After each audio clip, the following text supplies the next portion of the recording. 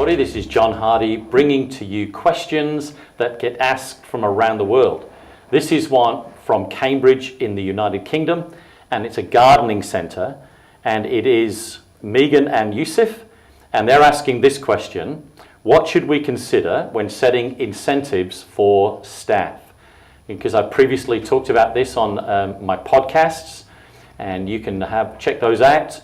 So today, let's see what we can do to help them answer this question, and of course help businesses anywhere around the world as we all wrestle with our staff and how do we actually incentivize them.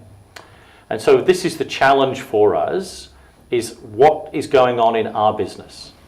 I know that in a business that I know that's a building construction business, one of the things that they've done is very simple, that annually, because it's fairly much all males except for one female staff, the boys get taken out on a fishing trip once a year off the coast here in Western Australia where we have great fishing. Come along and come and visit us and check it out. It's fantastic. And has found for them as a business to keep it really simple, that the boys know we get this annual fishing trip and whatever fish we catch, we take home. They have a great day out, and that just motivates the guys very, very powerfully. So the incentives that we have need to be quite unique to the construct of the staff that we find and the organization that we are, the size and capabilities, the turnovers. So if you've got a $10 million turnover, you've got a little bit of profit in there that you can figure out what you might do to incentivize staff. If you're a $1 million turnover or £100 turnover, £100,000 turnover, then you're going to have different types of incentives. And so this is where, as business owners, we need to think out of the box and think about our individual staff and their individual needs. And remember, it's not about just incentivizing them with money, because money does not work on everybody. There is people in your staff that would appreciate a bonus, a salary increase, some extra money occasionally for a project that they might be doing. But that is not the majority of your staff. The majority of your staff will be incentivized by lots of other ways in which you can do. And another way of talking about this is reward and recognition.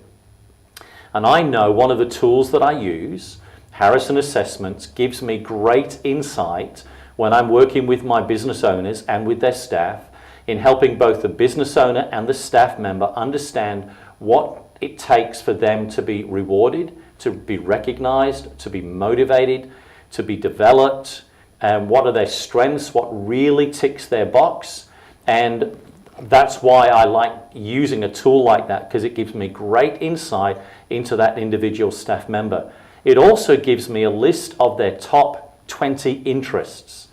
And so I know what they really like doing, where they are going to refill their soul and renew their energies and ignite their passions and do things outside of the work environment that is going to do them good. So it's powerful to do profiling on your staff so you get to know them.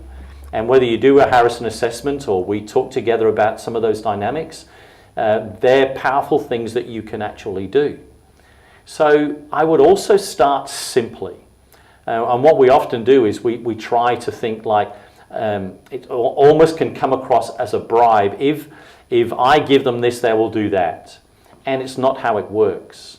Remember what I've said to you, incentives are not about money trying to get people to do things for you. It's about rewarding them and recognizing them for their effort and commitment, going the extra mile, achieving their KPIs or exceeding their KPIs, doing outstanding on the job description or outcome statement that you've given for them to do, the way they've done off-site learning for themselves, way they might be reading books, listening to podcasts, helping other staff members. There's lots of ways in which you can measure opportunities for your staff to actually show that you can incentivize them, but it's understanding how they're wired and how they're motivated. Because if you don't, you will be flying a flag and nobody will really be taking much notice. And you'll wonder why my staff don't seem to be engaged. They don't seem to want to do much. They kind of are lethargic and lacking motivation.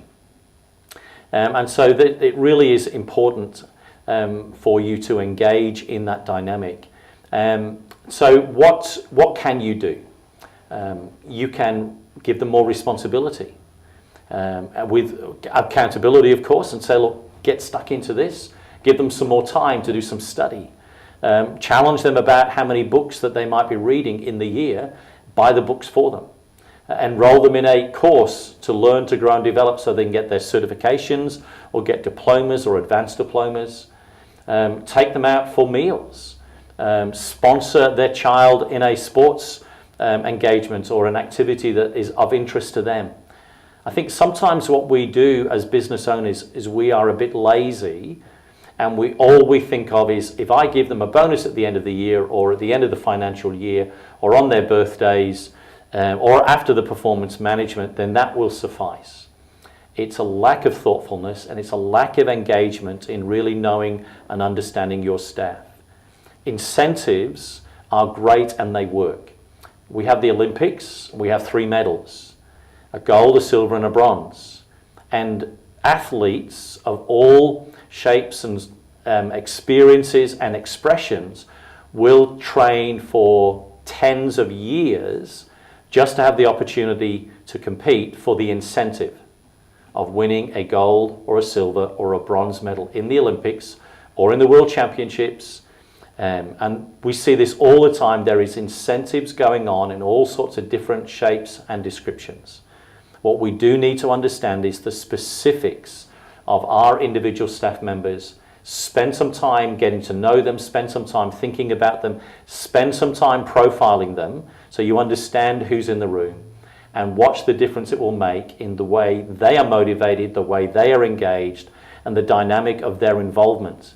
Because we know from research that, and I've said this before, the average employed person is engaged at about 30% of capacity.